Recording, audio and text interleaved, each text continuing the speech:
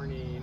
So I thought I would make a video this morning and show you guys the Quince tree.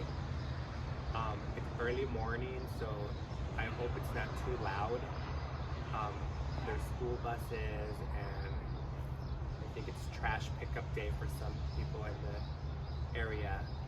So hopefully it's not too loud, like in the background, so you guys can hear me. I'm not that loud, so I'll try to speak up. This tree, this is my Quince tree, and it's gotten pretty tall now. I'm 5'11", so you can get an idea of how tall this tree is. It's naturally a smaller tree, like a 15, maybe 15 to 20 feet tall tree. It's on its own roots. I got this from a cutting from a neighbor, so it's a rooted cutting. It's not on a rootstock. I don't know the variety.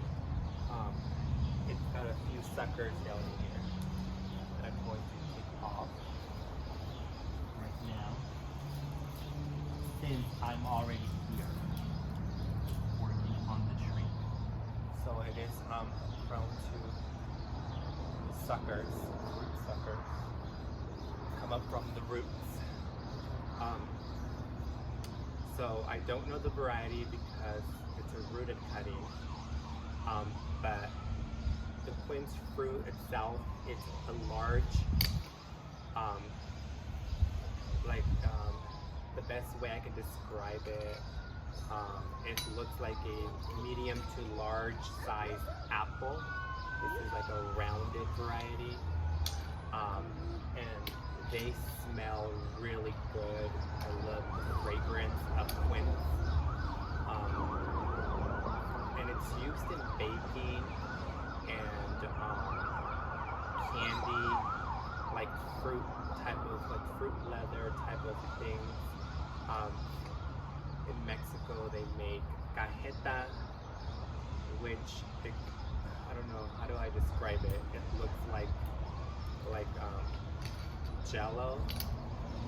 The texture's thicker, like a fruit spread. You can kind of slice it, spread it, like a really thick jam. So you can use it for that. Maybe use it in baking, same as maybe you would use apples. You can use this instead, or as a substitute, or combine. But yeah, it's gotten pretty tall. I didn't prune this tree because it's naturally a small tree, and I do want it to get as large as it can possibly get, because I want shade for this concrete area, like living space that we have here. Afternoon sun is on this side, and I have a big concrete area, living space area here. So the sun sets over there, and so we get that, it gets blasted with afternoon heat, afternoon sun, really hot sun. So everything on here, all my trees here, I want them to get pretty tall so they can have a dual purpose. They can be a shade tree and a fruiting tree. If I just wanted them for fruit, I would keep the structure short and like prune them a lot shorter, and keep them a lot shorter. But that fruit is not my main concern. It's not what I primarily want. Is I want the shade, and then I want the fruit. The fruit is just like an added plus, or just a bonus. And aesthetics and beauty. So last year I removed all of the fruit so that it would concentrate on this growth, on its growth. putting on branches and thickening up. This year I'm going to keep some fruit on the tree. Not a lot, but I will keep some fruit. One thing with this tree, it's been my experience that it sets like 100% of its fruit. Like every single flower, sorry, I'm a little bit sick with the cold. Every single flower that blooms will set a fruit. That's just been my experience. So I have like 100% fruit set on this tree. So I will have to thin it. You don't have to if you want a lot of fruit. I have noticed that because I remove more than half, I do get large fruit, and that's usually the case. The more fruit you leave on the tree, and if you don't thin, you get smaller fruit. If you thin, you have less fruit. It concentrates all its energy into ripening just a few fruit, and they are a lot larger. That's been my experience. The tree already bloomed, so you could see some of the flower petals still attached, but they're dried up. I didn't get to film. Sorry. I didn't get to film this tree when it was in bloom. It was really beautiful. It's got a beautiful flower that starts off like white or it's light pink, a very light pink color. So I didn't get to show you guys the flower, but maybe you've already seen it in some other videos of mine. And so what I'm going to be doing today is removing a lot of the fruit up top. Because the fruit is large, just imagine an apple, there might be like 20 fruit on one branch. These branches are not very thick, so what's going to happen is with the weight of the fruit, the branches are going to start to weep or bend, and so you'll have a tree that looks like this with this angle, and I want the height, so I don't want that, so I'm going to remove the fruit here so that this branch can harden and keep that height. Then when this hardens, I can let branches grow, and then we can have it weep. But I need to keep this strong, upright growth. That's just the way I want it. Everyone has personal preference on what they're trying to create when shaping their trees, or what they want, or what they need. I need a big shade tree. I need a shade tree. So I'm going to be doing that. I'm going to keep some fruit down at the lower branches because these are a lot thicker and they won't bend.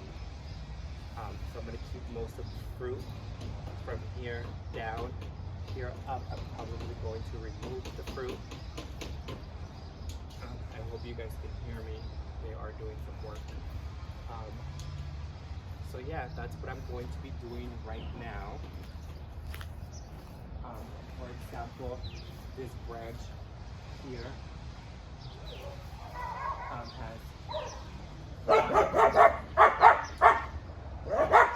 two, stop.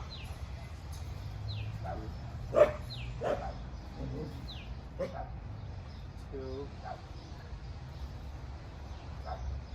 3, 4, 5. Take a leap. 5. Don't do that. 5, 6,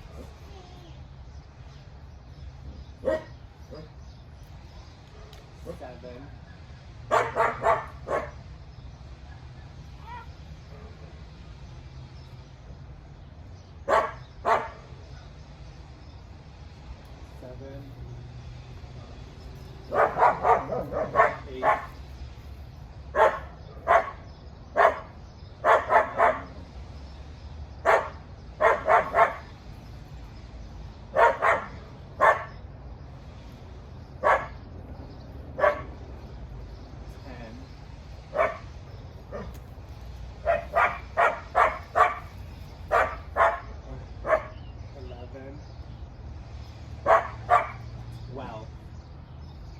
13.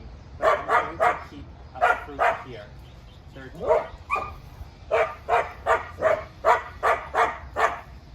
Forrest, knock it off. 13. I removed 12 off this little tiny branch. So if you could imagine all of these other branches just having over a dozen or more, that's a lot of fruit. And so I will show you what the fruit looks like when it's formed. I'll give you guys a close-up.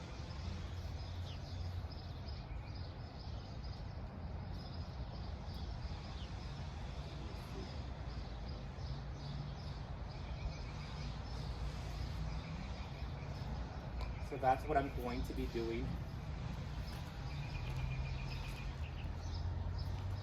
I don't know if you could see this, but here's the blossom.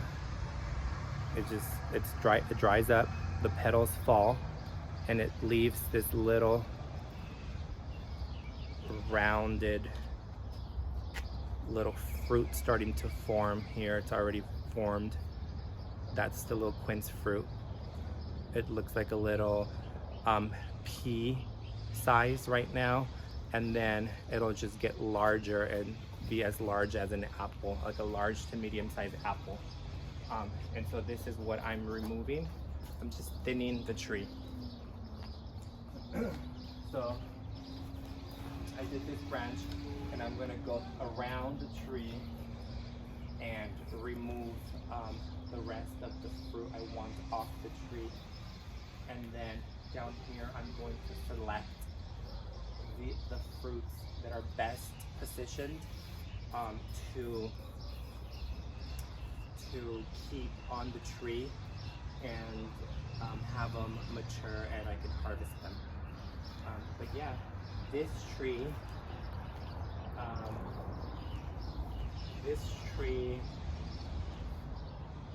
is very easy, carefree tree.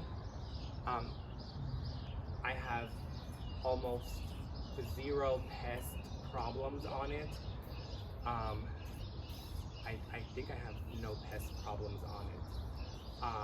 It does great in our summers, in our zone 8B, in the desert, really hot summers, pretty cold winters. We dip below 32 almost every year, and we get down into the mid to low 20s. Sometimes in the teens. It's rare, but it happens. Light snow, but it does great in the winter. It's a deciduous tree, so it goes to sleep. Beautiful color in the fall. The leaves turn beautiful yellows, if I remember correctly, like yellows with a little bit of orange, but mostly yellow. And yeah, so just feed them and water them, prune them for whatever you're pruning them for. And yeah, a very easy, carefree tree. I like the fruit. I don't eat a lot of it, so that's another reason why I don't want a big fruit set, because I don't want to waste fruit. So I just want a few. So I might leave about a dozen, I think, on the tree, but we'll see.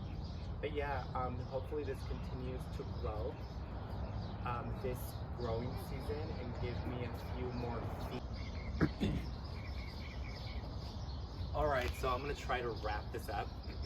I thought I was recording, but I wasn't. And my neighbors are doing yard work, so it's kind of loud. And yeah, I had to take a few minutes and charge my phone. I didn't realize my battery was really low, so it died towards the end of the video, the first video I was making. Anyways, I'm back, and I was saying, yeah, I hope this tree keeps growing and continue to work on the tree and keep thinning the tree, and that's what I'm going to be doing. So I'm going to work on this tree, get it thinned out, remove a lot of that fruit set, and that's it. So it's a beautiful day out here, and I'm going to enjoy this beautiful day and the garden. There's always something to do in a garden. There's always work to be done. So that's what I'll be doing. Anyways, I will make another video at another time. Enjoy your gardens. Get out if you can and have fun. So that's it for this video. Bye.